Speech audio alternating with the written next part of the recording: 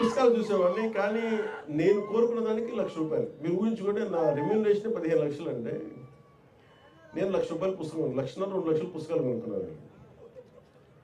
అంటే వెళ్ళి పుస్తకాలు కొనుక్కున్న ఆ బుక్ షాప్లోకి వెళ్తే ఎంత అనిపించిందంటే, నేను ఏదో ఒక మొత్తం ఒక ఒక ఒక బ్యాంక్ వాల్ట్లోకి వెళ్తే కొన్ని లక్షల కోట్లు కనిపిస్తే ఎలా ఉంటుందో నాకు లోపల అలా ఉంది. చేతులు జేబులో డబ్బులు ఉన్నాయి, ఎదురుగా పుస్తకాలు ఉన్నాయి.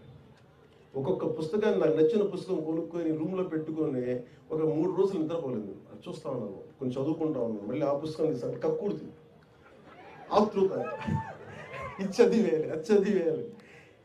అందుకే నేను అంటే ఒక జీవిత కాలంలో కార్ల్ సగాన్ చెప్పినట్టుగా 10,000 పుస్తకాలు చదవాలి ఒక మనిషి. 10,000 పుస్తకాలు చాలా బలంగా చదవాలి సంపూర్ణంగా. ఆ 10,000 పుస్తకాలు ఎలా చదవాలి అనేది మనం ఒక స్ట్రాటజీతో నిర్ణయించుకోవాలి. మన ఇష్టాలు ఏంటి, మన అయిష్టాలు ఏంటి, ఏ పుస్తకం మనకు అవసరం.